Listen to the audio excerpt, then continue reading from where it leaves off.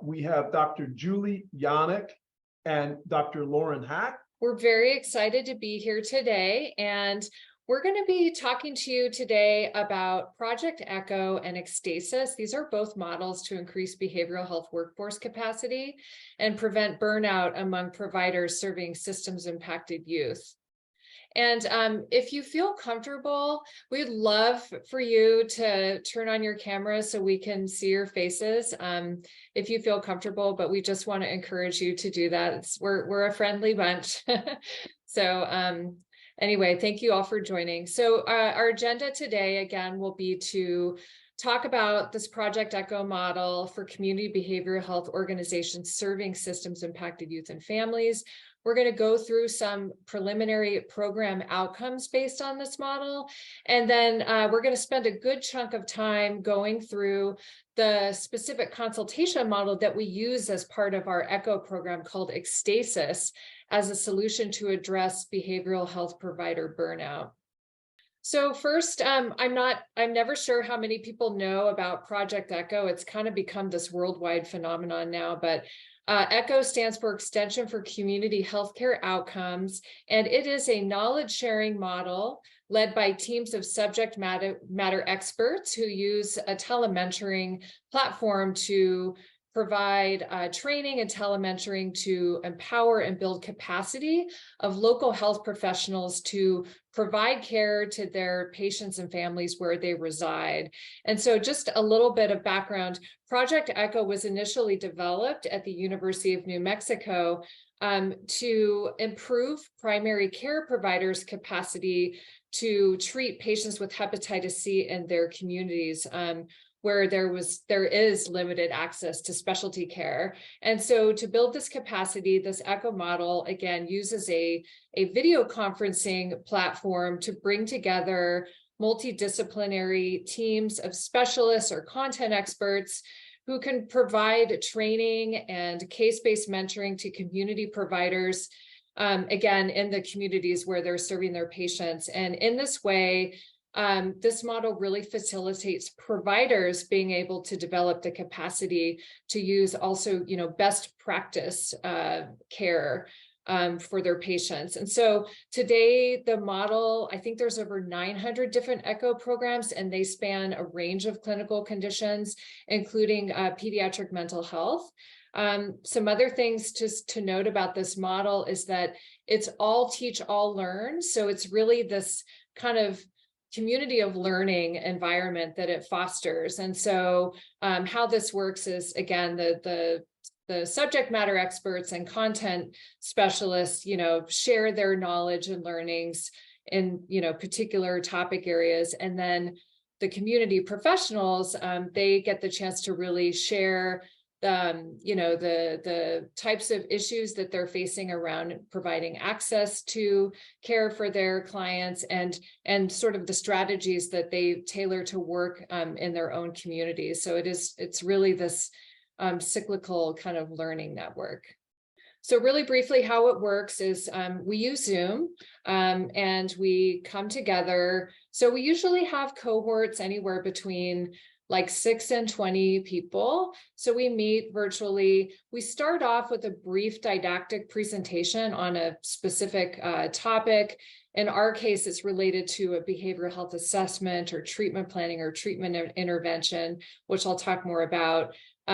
So that's usually about 20 minutes. And then we move into the case presentation and case consultation portion, where one of the participating community providers will bring a case for consultation. And then we use this very structured model to go through the case details, some brainstorming, some recommendations and reflections from the presenter. It all culminates in a set of written recommendations based on, what the question for consultation was. And then we do session evaluation forums after each weekly session. So a little bit about the Project ECHO that we are involved with. So our project is ECHO JGBH, and JGBH stands for Juvenile Justice Behavioral Health. And so we launched our Project ECHO in 2020, and we are targeting community behavioral health providers that serve systems impacted youth, primarily, juvenile justice, child welfare, and the foster care systems, with the aim of, again, providing knowledge and best practices around how to deliver and increase access to behavioral health treatment for these youth and families in their home communities. And to our knowledge, this is the only ECHO that is targeting providers that serve these populations.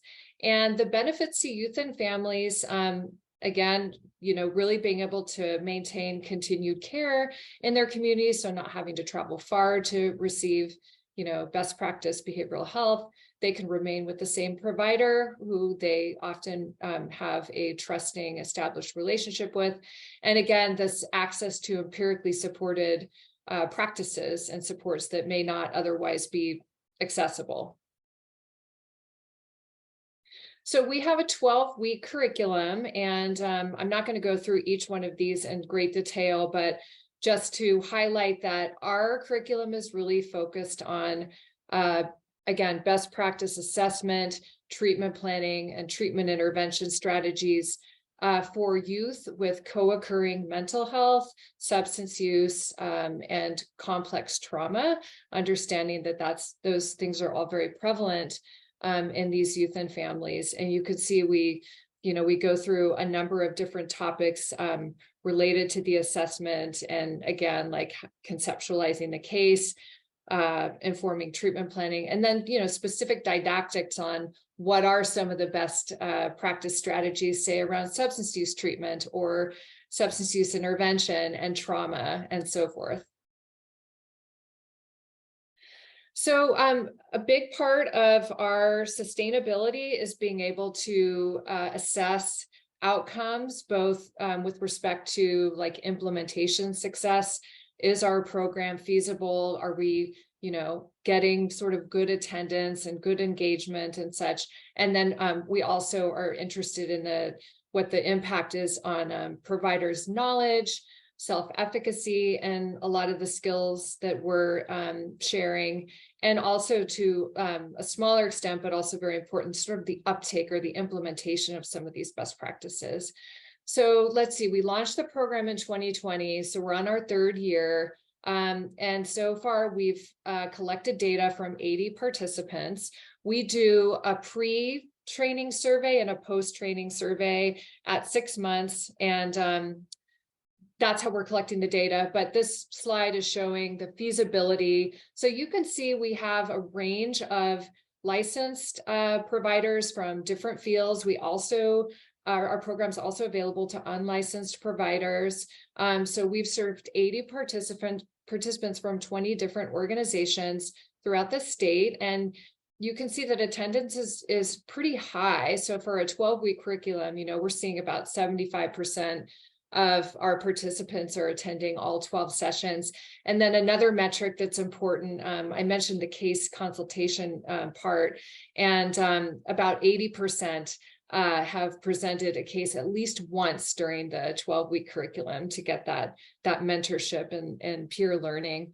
And then in terms of so our survey is voluntary, but so far we've had 43 participants of the 80 that have participated in our program so far complete the surveys, and they're just continuing to roll in as the program continues. And then another metric that we're very interested in is acceptability. So the likelihood that participants would recommend this model and this training opportunity to their peers and colleagues being one of those measures. And so we're seeing very high satisfaction and acceptability so far among those that have completed the program. So we use a scale to measure this. So higher scores indicating stronger agreement or likelihood. And so on a scale of 1 to 7, we're seeing a median of 5.6. So we're happy with that.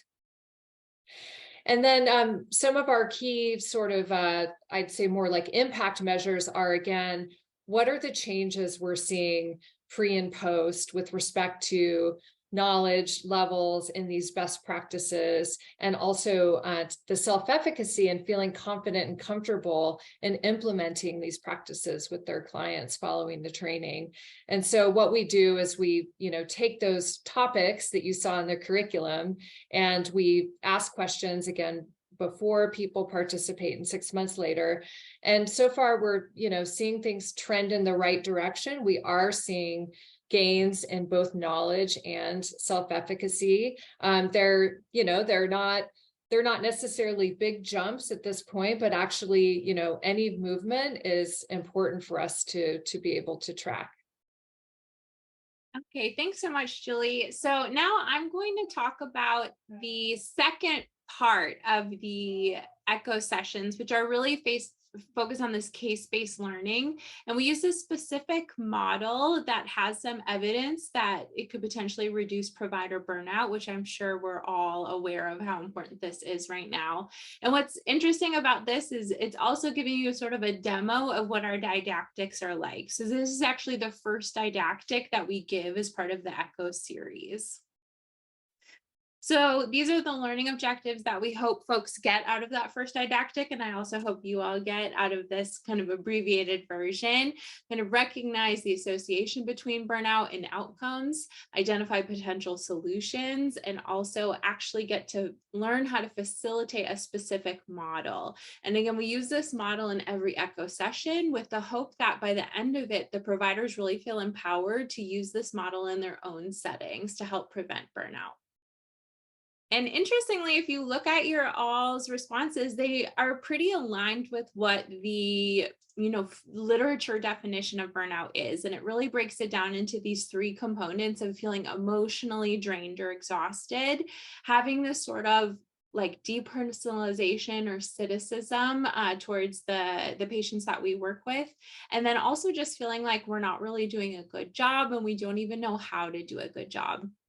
And although there's some overlap, we actually see that burnout is distinct from anxiety and depression. So it's not just the same concept. Occupational burnout is really understandably common among behavioral health providers, given the nature of work which we do, which often includes intense exposure to emotional suffering, suicidal ideation, and traumatic life events from the youth we work with. And I tell you that these rates are pre-pandemic, that we were seeing, 1 in 5 to over 2 in 3 people in this field experiencing high levels of burnout. What the data is showing us is this has even increased post-COVID. And we see that it doesn't only impact people directly working with patients, but all the way up to the administrator level.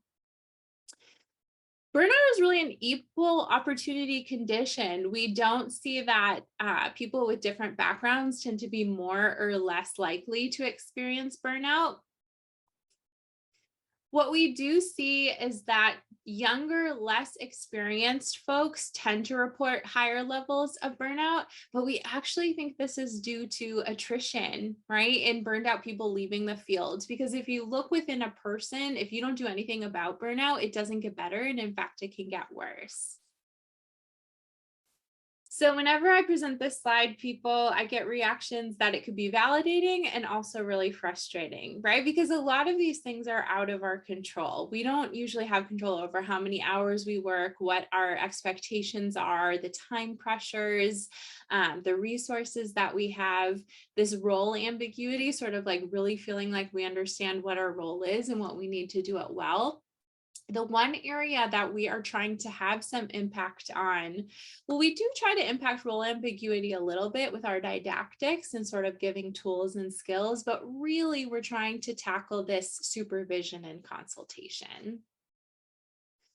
And burnout is super important, right? We know that people who are burned out have more physical and mental health problems. They call out sick more, they leave the field. And we actually see that we don't do as well. We don't have as good of outcomes with the people that we work with when we're burned out.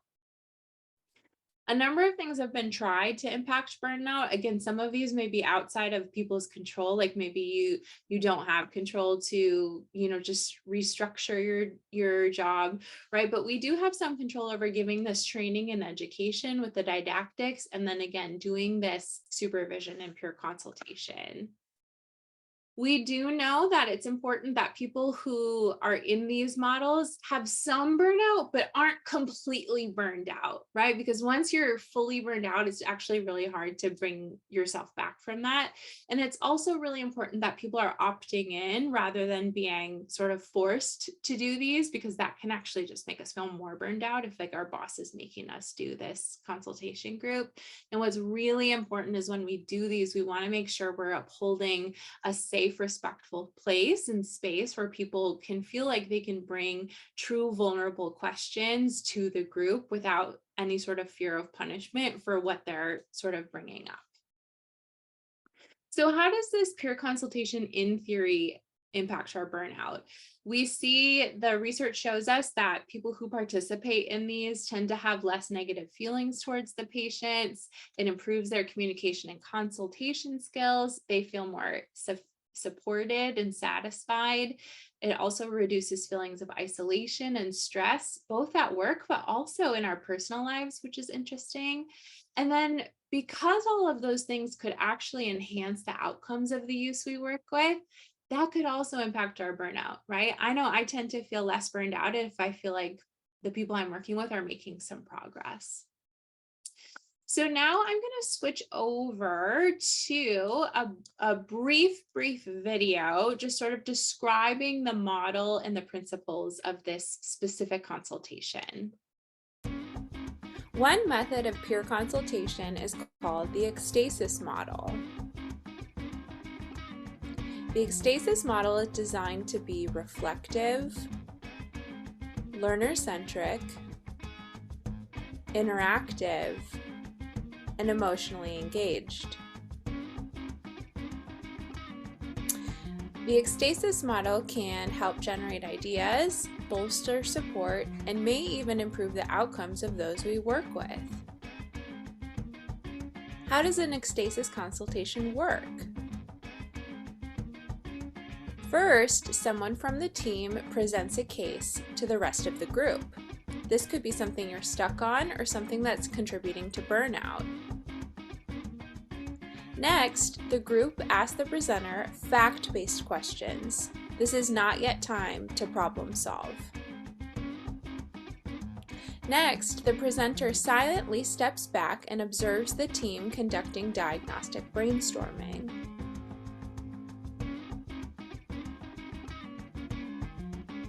Finally, the team moves on to brainstorming action steps for solutions.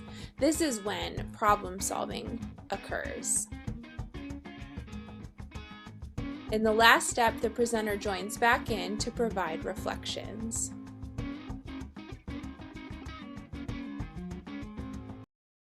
Okay, so as you saw from that video, this is a very structured model, and it's deliberate in that because we oftentimes, as inherent philosophers, jump to giving people advice before we've even kind of thought through what's going on, which tends to make the person getting advice, yes, but, right? So we deliberately take this structure. It's really helpful if it's small group based, or you can also do a fishbowl model where there's a small group actually interacting and the rest are observing. And again, we really need it to be a safe, confidential space. Here you can see some of the feedback we've gotten about doing this model. Really, that feeling of connection and support is like the overwhelming message that we hear. And here's an example of how we break down the steps. I'll say that these timings can be adjusted to fit whatever space you have. It's hard to go much shorter than 20 minutes, but you can extend this all the way up to an hour. And we're really happy to chat more about ECHO, to chat more about this ecstasis model. So please feel free to reach out with email or shoot me a tweet, shoot Julie a tweet. And with that, I'm going to turn it back over to our moderator. Awesome, you guys. That was really amazing. I do a lot of work with Project AMP and, really around justice involved youth. It is very exciting. And I love the engagement model, how you come at the learning effort, because that piece for me has been the biggest challenge in getting the theory to practice, basically. So really cool. Thank you. Well, thank you so much. Again, we'd love to hear from all of you. You too. Thanks for having us. Thanks everyone for joining.